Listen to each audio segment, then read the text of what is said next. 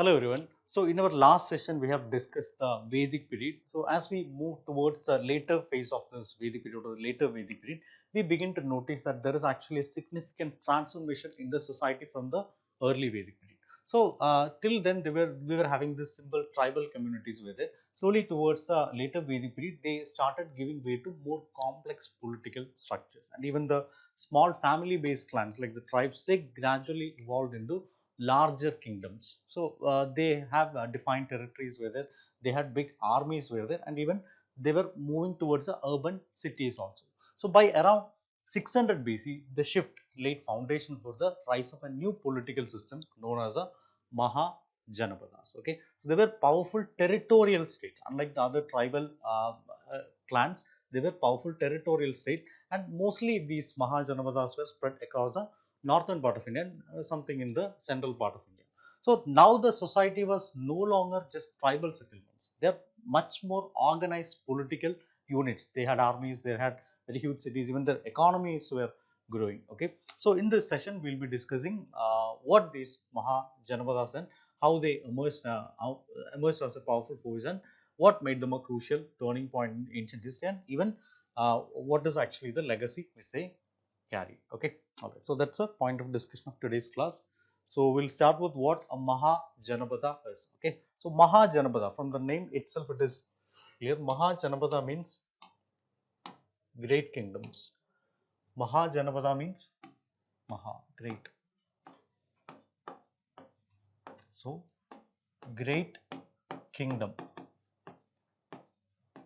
Mahajanapada means great kingdom. Okay, so here we can see that it marked the second urbanization in ancient history. Second urbanization in ancient history. Why second urbanization in ancient history? Because there might be something known as the first urbanization, right?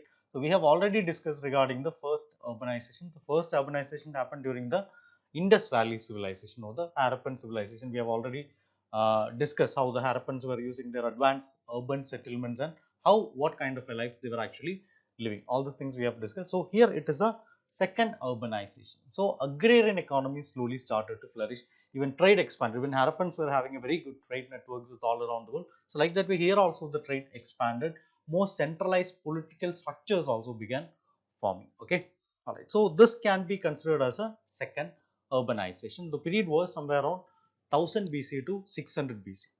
Somewhere around 1000 BC. The transition occurred somewhere around 1000 BC to 600 BC. Okay, so it's kind of coinciding with the Vedic period also, 1000 BC to 600 BC. So in earlier Vedic period, we have discussed that they were actually Janas were there. Okay, Janas or the tribal republics were there. Okay, so basically Janas means it is tribe based.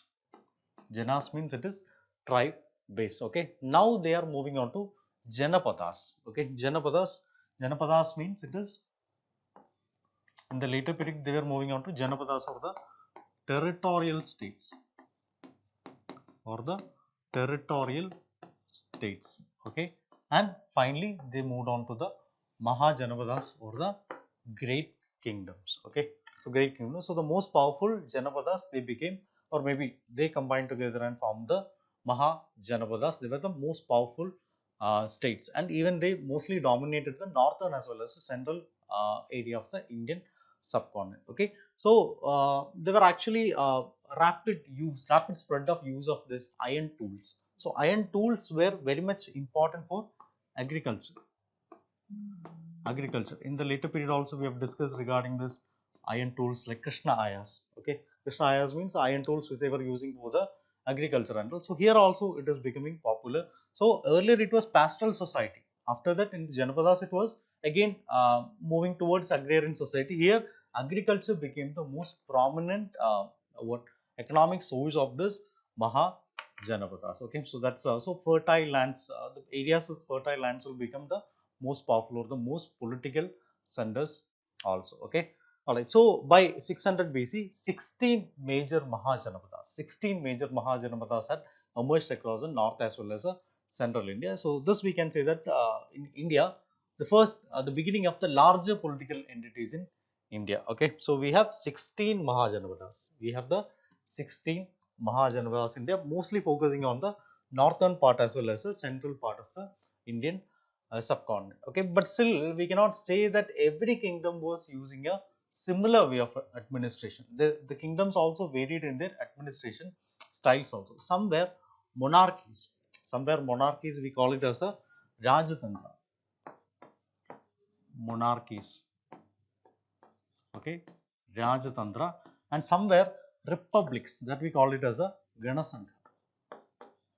So they had two different types of administration, one Rajatantras and also Ganasangha. Okay, so monarchies were Rajatantra monarchies and Ganasangha, they were republics. So what is the difference between a monarchy and a republic? So monarchy means it will be mostly following the hereditary monarchy system. Hereditary monarchy system means the king will be the powerful. Okay, the king will be powerful, and once that king dies or maybe he is out of the throne, his son will be ruling. Okay, and the king will be ruling with the help of the ministers, and even the advisors will be there. Most of the major kingdoms, they were having this monarchy style. For example, Magadha, Kosala, Vajji, we will discuss all these things and their capitals also later. So most of these Mahajanapadas, they were using a monarchical system of administration. Okay, monarchical system of administration. Here in this Rajatantra, or the monarchical system of administration, the king performed sacrifices. In the last class also we have discussed regarding the sacrifices. For example, like Ashwamedha Yaga, the whole sacrifice known as Ashwamedha Yaga, or maybe the Rajasuya. So like that way, the kings were asserting their power over the public as well as the administration they were actually having. Okay, so they maintained a large group of armies. So that was also one of the important feature of this what monarchies. Okay, another one we have the Ganasangha or the republics were there. So some very few Mahajanapadas were governed by this republic rule or the oligarchic council will be there. Okay, so here it's not the only one king will be there, but multiple rulers will be there. Okay, he called it as Rajas. Earlier also we called it as Rajas. So they were actually the oligarchic council.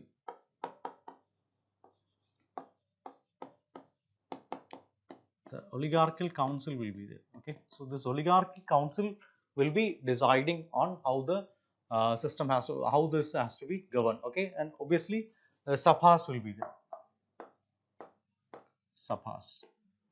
Okay, so like that way only they were ruling. So this was the system. So we had the in Mahajanapadas, we had two different systems were there. One is a monarchical system will be there, and also this oligarchical or maybe the republic council. Ganasangha is also there. Okay, Vajji, Malla, Kambuja. So these were some of the oligarchic council. So here it will be more decentralized. Okay, monarchical means the king will be the ultimate authority. Here many rulers are there. So obviously decentralized governance will be there. Sometimes elections will also be there. Republic means elections will be there. So decision was given to the Sabhas or the Gana Parishad. Gana Parishad will be there. So they will only be deciding. Okay. Compared to the Rajatantras, this republic will be less militarized. It will be less militarized and mostly focusing on the trade, mostly focusing on trade as well as a diplomacy, like the federalism, how the federalism will be there. Okay, so this was actually the difference between the two different types of administration we were having in the Mahajanapadas. Okay, so we had 16 prominent Mahajanapadas were there. Each has its own capital. We have already discussed they have their own governance system, but it will be having its own capital will be there. So it's always good to know regarding this 16 Mahajanapadas and their capital. Sometimes that kind of questions can also be asked in your examination, like match the following questions can also be. So you need to know what is the present day location. Okay, I've shown the map here. So you need to know what is the present day location of this Mahajanapadas, and also what is the capital of this Mahajanapada. Okay, all right. So we'll start with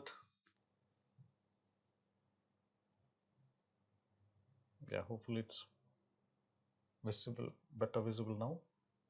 All right, so these are the 16 Mahajanapadas we have. Okay, so we'll start with Anga. Anga is located in the modern day Bihar.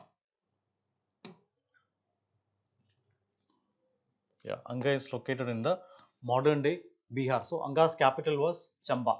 Chamba was Anga's capital. So Anga followed a monarchical system.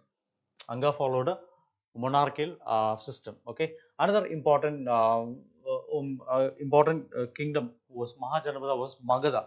Magadha, which later became the most prominent kingdom. Again, Magadha was also following a monarchical system of administration. Okay, so Magadha again in the Bihar region only.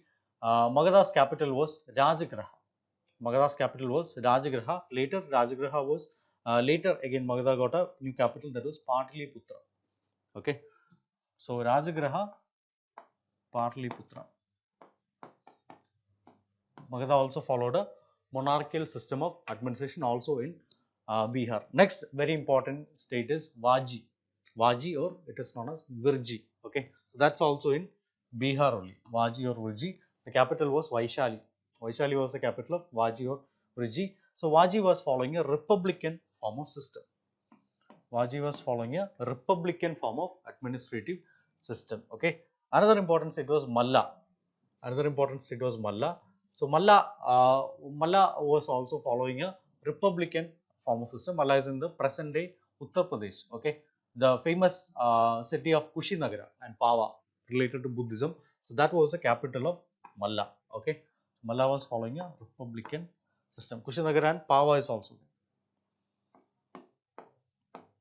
Pava and Kushinagara. Okay, so Malla is in Uttar Pradesh. Another one is Kashi. Kashi in the present day Uttar Pradesh. So Varanasi was the capital. Varanasi was the capital of Kashi. Varanasi was the capital of Kashi. Again, Kashi was also following a what monarchical system. Okay, Kashi was following a monarchical system. Next one, another important capital city after Kashi, it's Vatsa. Vatsa. So Vatsa is situated in Uttar Pradesh and it has Kausambi. Kausambi. Okay, Vatsa had Kausambi as its capital. Vatsa was also following a monarchical system. Okay. Next important city, next important Mahajanapadas is Kosala. Kosala. Kosala, again in Uttar Pradesh we have Kosala. Sravasi.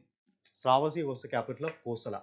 Sravasi was the capital of Kosala. Again, they were also following a monarchical system. Okay. Another important site is Kuru. Kuru had Hastinapura.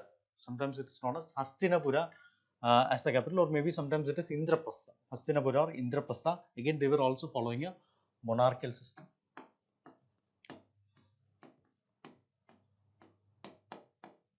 Indraprastha, they were following a monarchical system of government. Okay.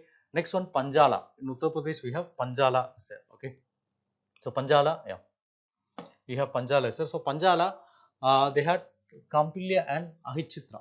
Kampilya and Ahichitra, they were the capitals of Panjala, and it was also a monarchical form of system. Okay, another important city, Mahajanapada in the towards the west, in the present day Rajasthan region is Malsya. Malsya was having Viratnagara.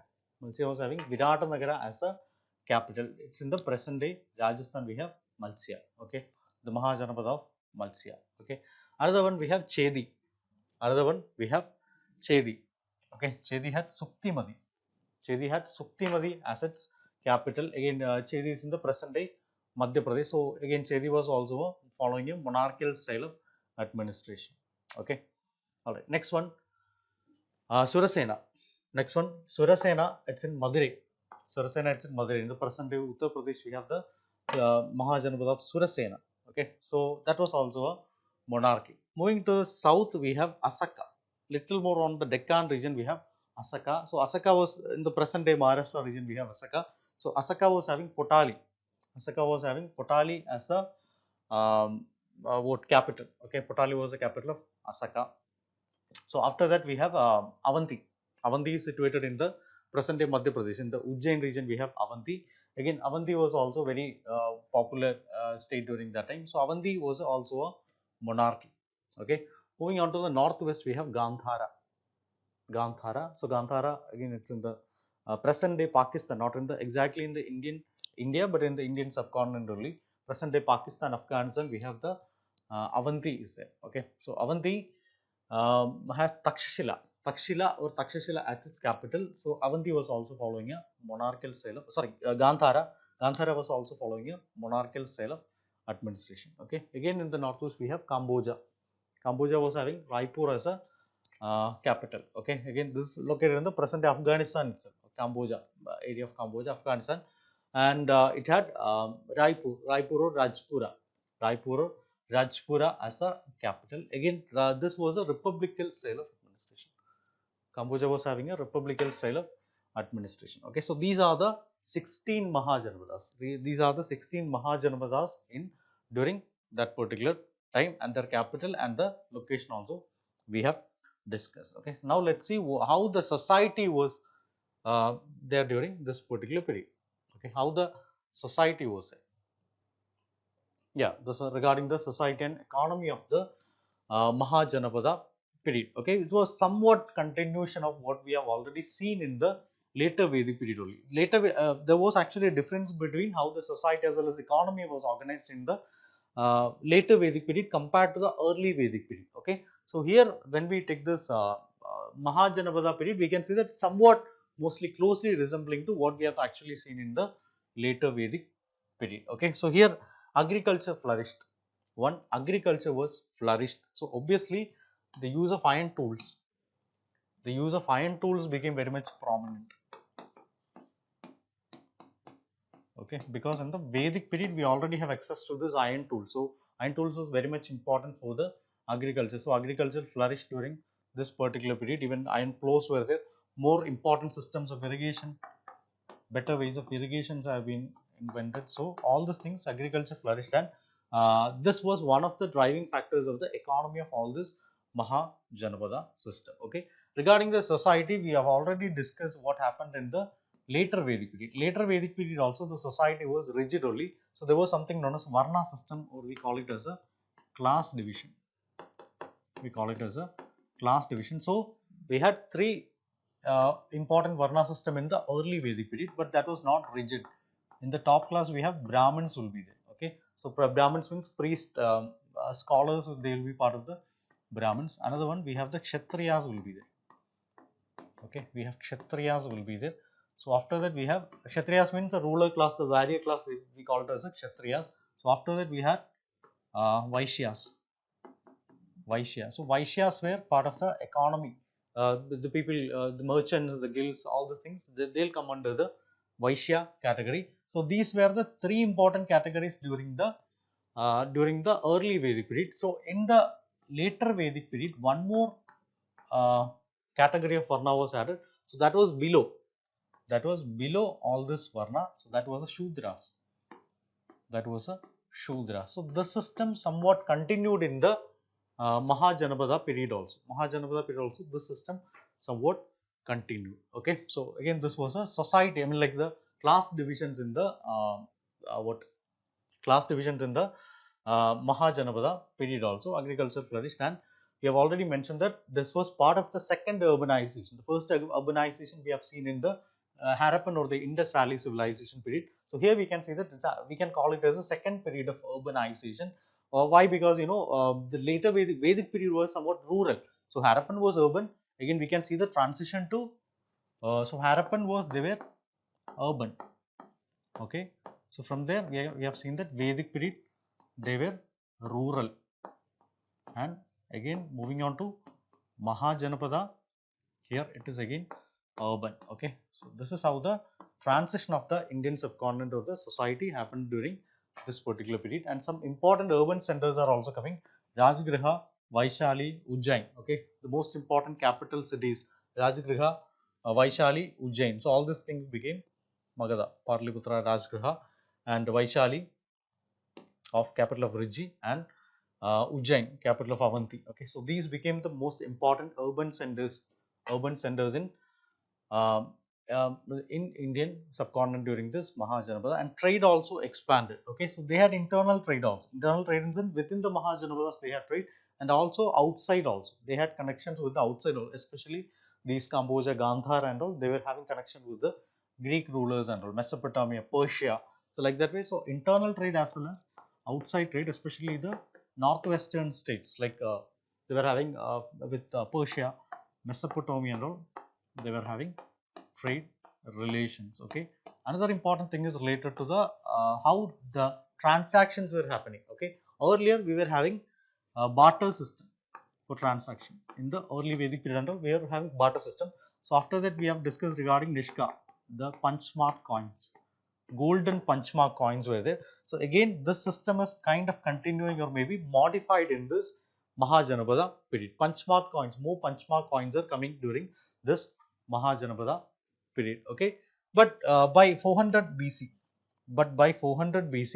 Mahajanapada, we had 16 Mahajanapadas were there, but by 400 BC, due to many reasons, especially they were having conflict between themselves. War was there, conflict between these Mahajanapadas was there. So only few survived. Only few of these Mahajanapadas survived due to, especially mainly due to these conflicts. Okay, all right. So only few survived, and one of the major Mahajanapada which became the most powerful, defeating the other or maybe having alliances with the other Mahajanapada, that was Magadha.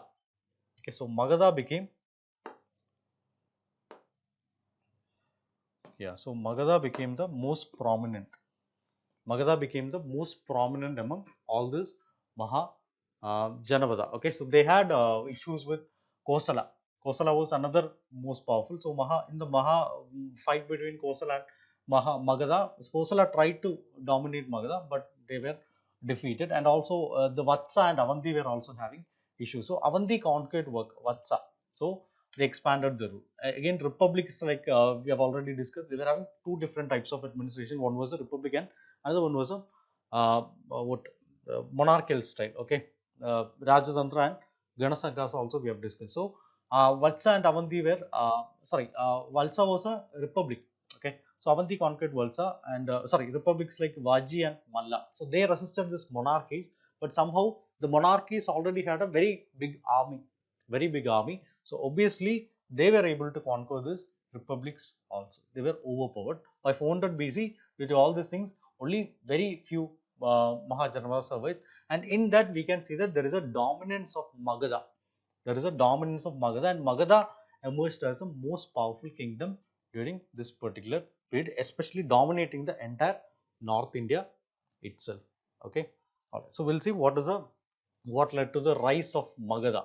One was its strategic location. So Magadha, where is it located? I've already discussed where Magadha was. So Magadha is in the present day Bihar. Magadha is in the present day Bihar. Okay, Magadha is in the present day Bihar. So it was surrounded by rivers. In this area, it was surrounded by rivers, especially the Gangetic plain. Okay, so this is in the Gangetic plain. Gangetic plain means it will be fertile. Gangetic plain means fertile. So fertile means agriculture will be flourishing. So agriculture will be, so Gangetic plain, it will be fertile. So agriculture will be flourishing in this area. Okay, so Ganga and its tributaries.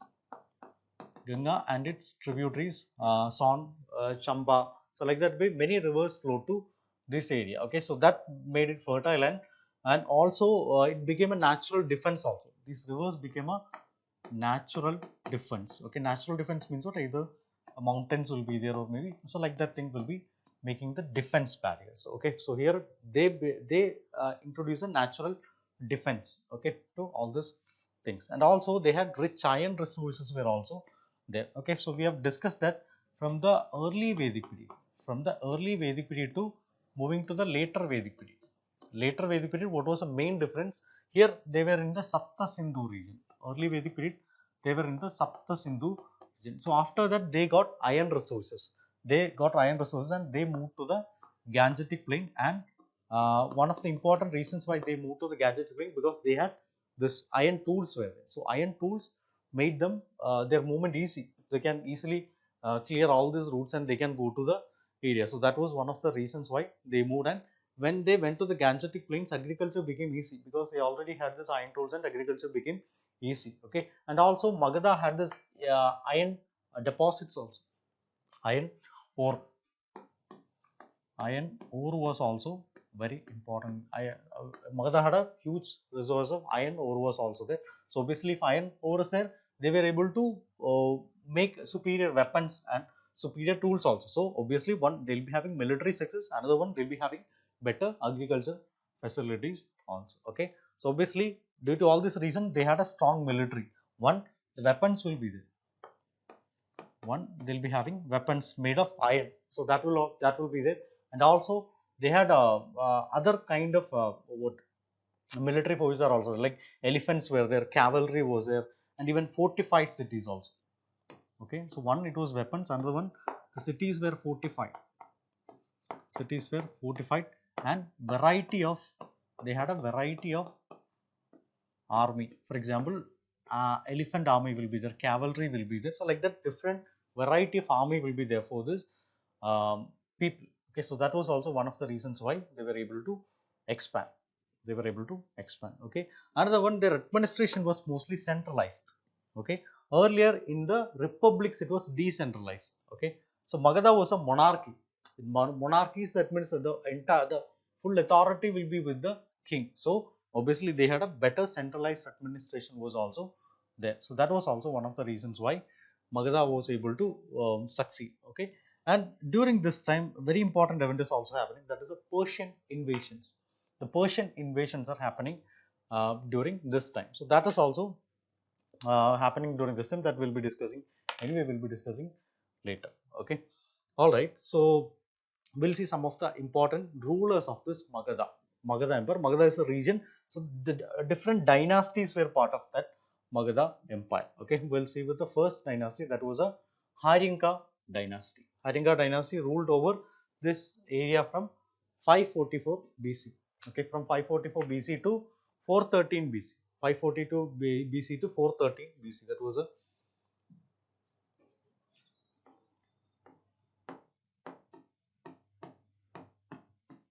514 to 430 BC. Okay, so this was a time period of this Haringa dynasty. Three important rulers we can find. Many were there, but three important rulers. Bimbisara was a founder.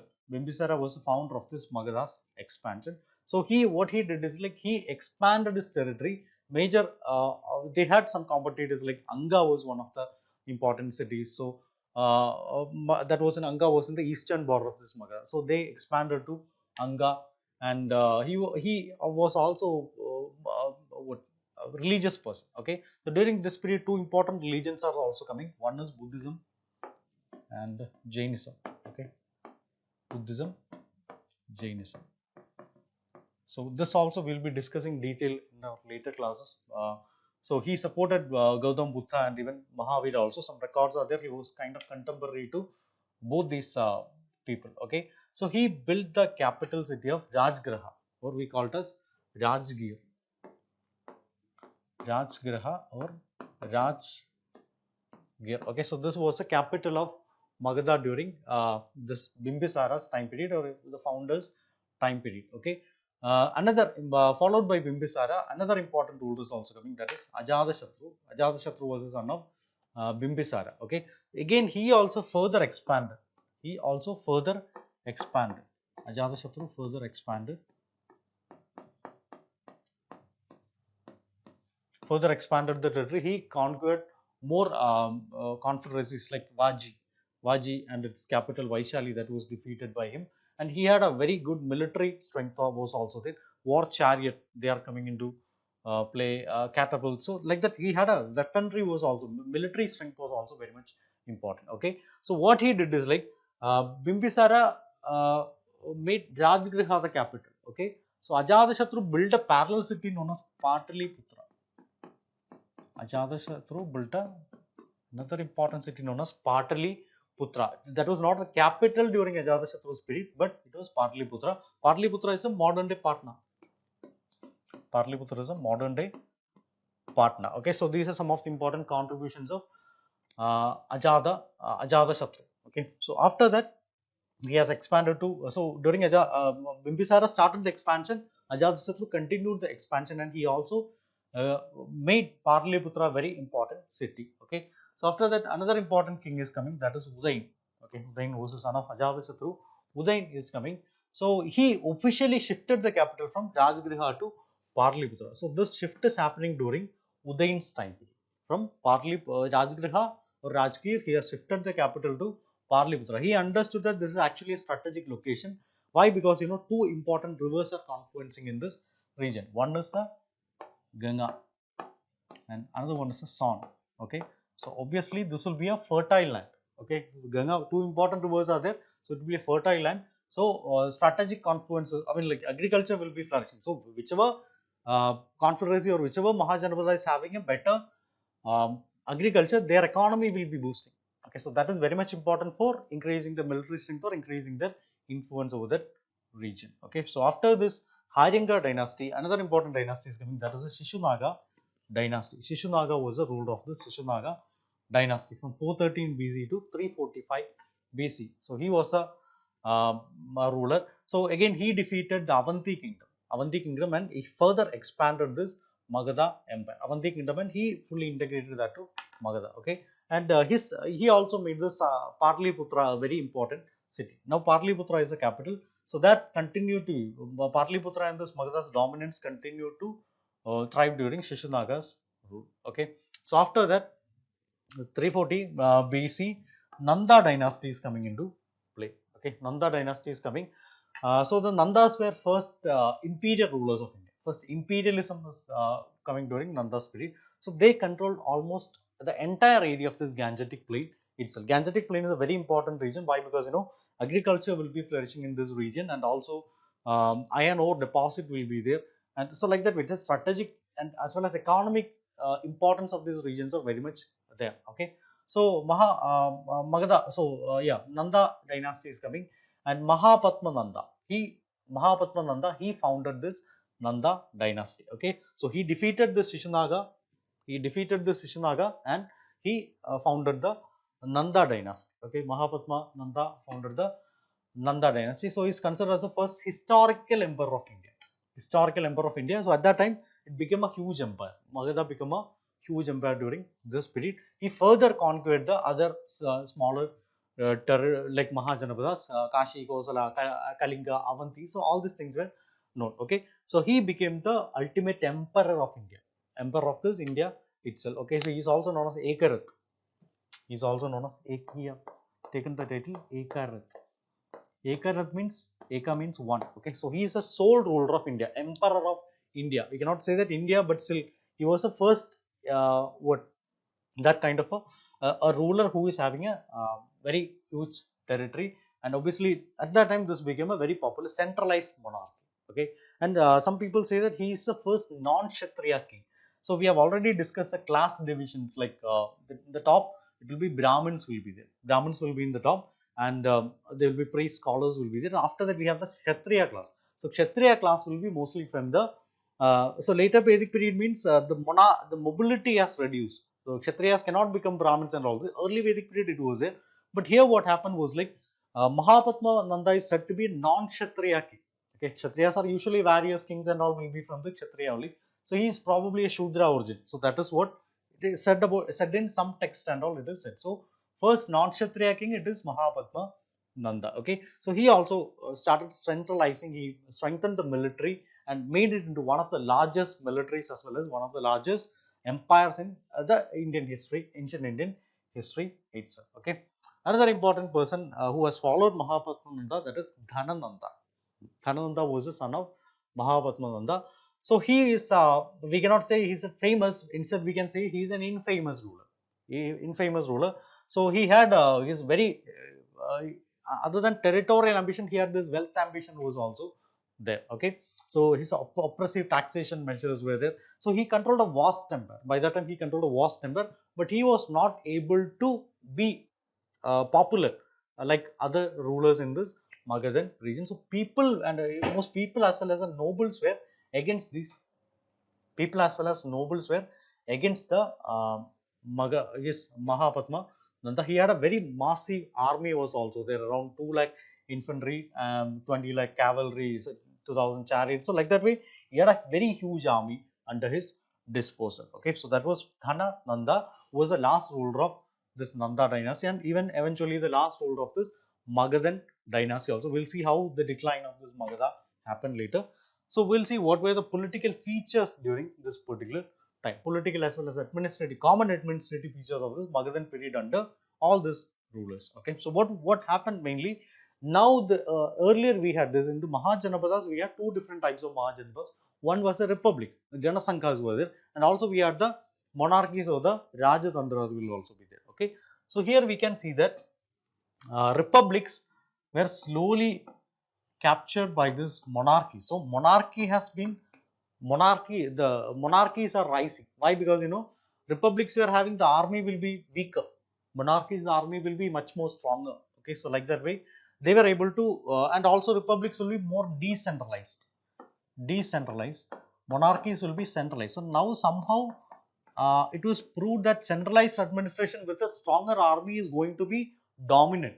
So that kind of feel was also there. Okay, and also Pataliputra is coming to prominence. So Pataliputra, we'll see in the later period like Mauryan also how important this Pataliputra, that also will be discussing. Okay, all right. So Pataliputra, from Rajgir they have, Udayan has transferred, Ajatashatru has created this Pataliputra into very important city, and Udayan has transferred the capital itself to Pataliputra. So now the rise of Pataliputra into one of the most prominent cities in the Indian subcontinent is uh, coming. Okay, now the army is becoming more professional. Army is becoming more professional. Earlier we were having tribal warriors were there. Okay, earlier we were having tribal warriors because we were having tribal clans were there. Right? So now from the tribal warriors, more professional army. Now we are having a more professional army is coming into play. Okay, so that is also there, and also we had a bureaucratic administration. Why? Because now taxation is coming, so there should be officers to collect tax. There should be officers to collect tax. Obviously, army is also coming, so that kind of some what authority should be there. So structure of governance has also developed during this particular period. Okay, but somehow even though most of these monarchies followed these features, but still somehow Dhanananda was not able to, even though he had a very huge territory at his disposal, he was a very unpopular ruler. By 321 BC, there was a widespread discontent among the people, due to high taxation, military dominance, and his autocratic rule. So he was not able to understand the sentiments of the people. His rule was completely autocratic. So that also there were internal instability with the people. Even within his court itself, they were not what they had differences among the against this authority of this Thanananda. So that was also there. Heavy taxation was also an issue. So people were also angered by this economic burden which the taxation has reduced, and also corruption was there, mismanagement was there. So like that, autocratic rule, and even the nobles and the generals who were associated with the king, so they were also alienated. So king was ruling in a very autocratic way without looking into the advices. Okay, so that is also one of the reasons. And finally, Chandragupta Maurya, under Chanakya's guidance, he was able to defeat this Dhanananda and he captured the territory. Another important reason why there was a why Chandragupta Maurya was able to capture this Magadha, because the Persian and Greek invasions happened during this particular period. So that also weakened this Mahajanapadas in a whole. Okay, so we'll discuss what were the Persian and Greek invasions that happened during this particular period. Okay, so for first one is related to Persian. Okay, so Persians were part of the Achaemenid dynasty. Okay, Persians were part of the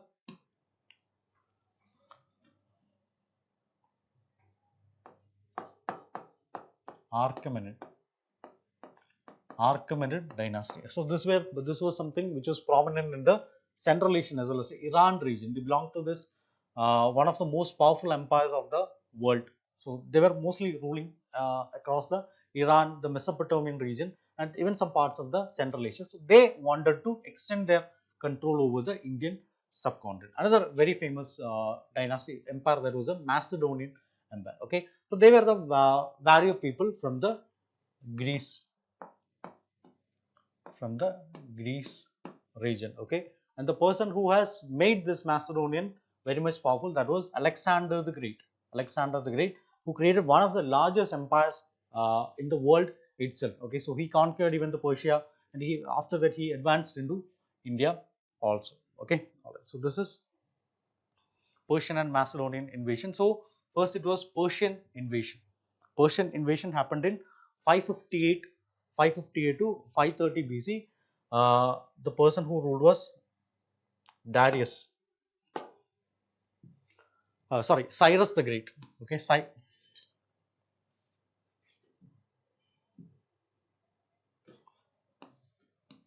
yeah, Cyrus the Great. Cyrus the Great. He was one of the most powerful Persian rulers, Persian rulers. So he was the first Achaemenid ruler to invade the northwestern part of India. Okay, so came through this area.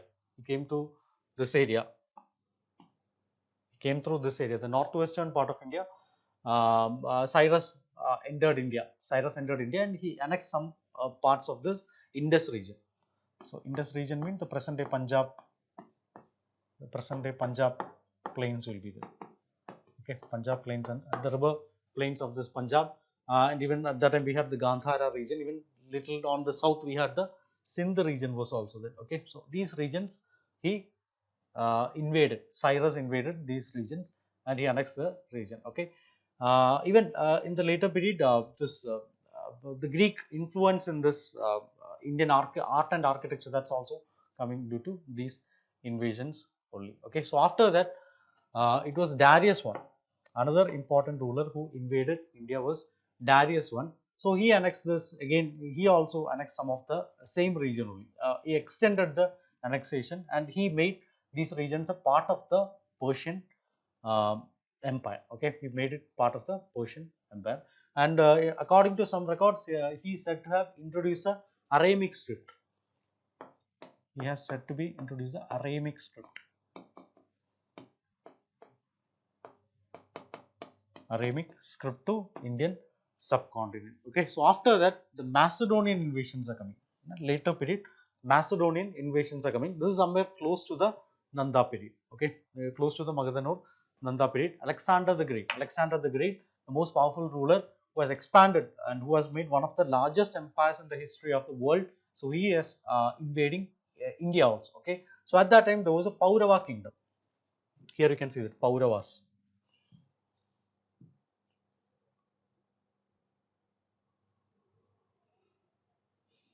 Here you can see that this is actually the Paurava. Okay, so this Pauravas were, sometimes we call it as a porous also. Okay, so he came to India in 326 BC. Alexander came to India and he defeated the King Porus. He defeated King Porus in the Battle of Hydaspes.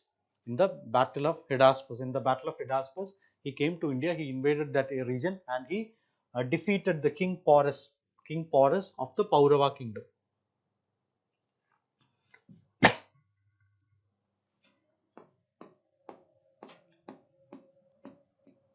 We had King Porus, sometimes known as Puru also.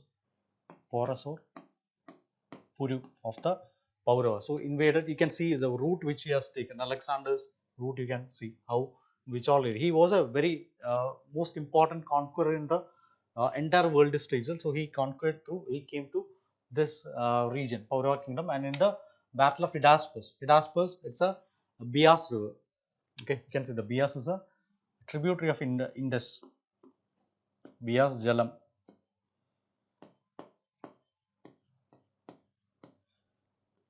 Okay, so in this Bias Jalam region, so that is Hydaspes. Okay, but he came here, but he defeated King Porus. He again wanted to advance beyond this Bias river, but he retreated because army was already exhausted. You can see the route they have taken from Alexandria. They have taken this route and they reached here. Army was already exhausted and he has lost. The Puru was able to give a very good fight to this place also, and even he was not convinced with this because that region was very much hilly and all. So you don't want to make his army more exhausted. Okay, so he left some of his governors. We call it as the Greek satraps. Greek satraps. Okay, so he left some Greek satraps. Greek satraps in that region. One most important Greek satrap was Seleucus Nicator. Seleucus Nicator. Nicator became very much prominent during the Chandragupta Mauryan's period. Seleucus Nicator I. Okay, he was a governor. He was a governor of Chandragupta Maurya. Sorry, he was a governor of Alexander the Great. So he installed him, Greek satrap, in that region. Okay, in that region. So that again further led to the Indo-Greek influence in that region. So all these things weakened the region and disrupted the local governance, even the economy also. Okay, during that period, Nandas were ruling in that region. Okay, so that created some power vacuums in that region, and even Magadha Magadha was also exposed. Okay, people were also having their discontent was also there. Okay, so like that way, this was also one of the reasons why these what more people like Chandragupta Maurya were able to defeat this Magadhan Empire. Okay, so regarding the legacy of this pre-Mauryan period, one Pataliputra became one of the centers of power. Pataliputra became one of the centers of power. Army and some both military as well as the administrative governance that became a more structured way. So basically, they gave foundation for the later imperial rule, and also economic expansion. Even things like currency is coming into being. Currency is coming into being and also more centralized monarchies are coming into place. So all these things led to a more structured administration as well as a economy. Okay, all right. So finally, this rise of Magadha marked the transition from earlier we had the fragmented tribal state. Now it is mostly into the centralized monarchy. So the groundwork of India's great empires, especially the Mauryan Empire and all, was done by the Mahajanapadas or the Mauryan only. Okay, all right. So Mauryan Empire we will be discussing in detail in our next session. Okay, so hope you have understood regarding this Mahajanapadas. Okay, all right. Now we'll see some practice questions. We'll see some practice questions. First one, the capital of Magadha was shifted from Rajgriha to Patliputra during the reign of Nandas. During the reign of Nandas. Okay, Nandas means it will be Mahapadma Nanda and Dhanananda will be there. Okay, basically they shifted. It was shifted from Rajgriha to Patliputra, but it was not shifted during Nanda's period. It was during the period of Udain of the Haringa dynasty. Haringa dynasty, King Udain was there. Okay, so he only shifted the Ajatashatru made Patliputra a very important city. Udain shifted the capital. Okay, so this is what happened during in the Magadha Empire. Nandas came later. They continued to rule with Patliputra as their capital. Okay, next one. The Magadhan rulers relied on an efficient iron-based weaponry system and war elephants. Okay, so Magadha was in the Gangetic Plains. Gangetic Plains is very much important for these iron tools. Obviously, their agriculture flourished. Their military strength also increased because they relied on iron based weaponry system. So that's also correct. So this is correct, this is correct, this is wrong. So correct answer is 2 only. 2 only is a correct answer. Okay, all right, moving on to next question. Which among the following is not one of the 16 Mahajanapadas mentioned in the Buddhist text? Avanti, Gandhara, Valsa, Saurashtra. Okay, so Avanti was one of the important places. Avanti's capital was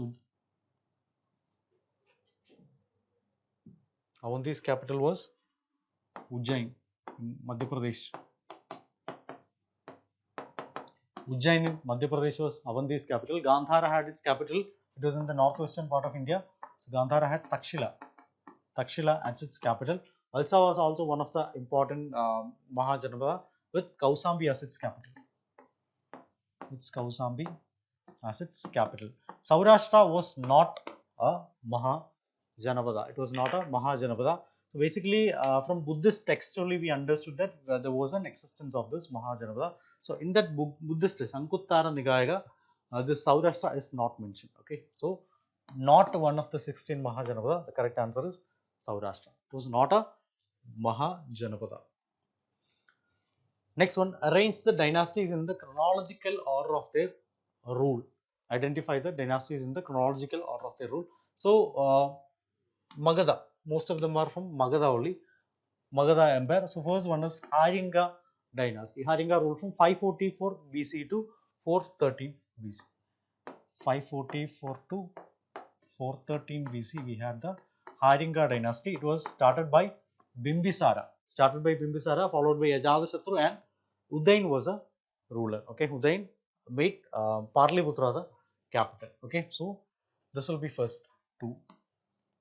So after that we have Shishunaga dynasty. Again, Shishunaga was the king of this. So only Shishunaga was the king of this Shishunaga dynasty. 413 to 345 BC. 413 to 345 BC, we have Shishunaga dynasty. Okay, so 4. 4. Next one, it was a Nanda defeating the Shishunaga dynasty. It was Mahapadma Nanda defeated the Shishunaga dynasty. So Nanda dynasty is coming into place. Nanda dynasty is coming into place. So from 345 BC to till Dhanananda's fall. Okay, 345 BC to 321. 321 BC. It was Nanda dynasty. Dhanananda and Mahapadma Nanda, they were the rulers of Mahatma Nanda, and Dhanananda were the rulers of Nanda dynasty. Okay. Alright. So it will be 1. 1 will be next. Finally, defeating Dhanananda came Chandragupta Maurya or the Maurya dynasty. That came later. Okay. So 3. So correct answer is 2, 4, 1, 3. Okay. So A is the correct answer. Okay. Alright, moving on to next one. Which of the following Mahajanapadas and their capital are correctly matched? Okay, so these kind of match the following question can also be asked regarding this one. First one, Kashi. Kashi was having Varanasi as their capital. Kashi's capital is Varanasi, so this is correct. Kashi's capital was Varanasi only. Okay, next one we have Kamboja. Kamboja was having Rajagriha as their capital. Okay, Rajagriha was the capital of Magadha. At least the initial capital of Magadha. Okay, what was Kamboja's capital? Kamboja is located in the northwestern part of India and its capital was Punja or Dwaraka. Its capital was Punja or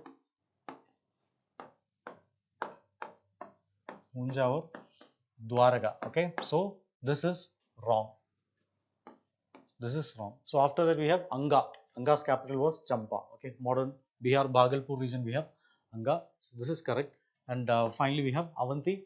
Avanti had Ujjain as a capital in Madhya Pradesh. Present day Madhya Pradesh we have Avanti. Okay, all right. So this is also correct. So which one is wrong? Second one is wrong. So the first is correct, 3 is correct, 4 is correct. So correct answer is 1, 3 and 4. Okay, so this is our correct answer. All right. So that's it for today. So we have already discussed regarding how the transition happened from the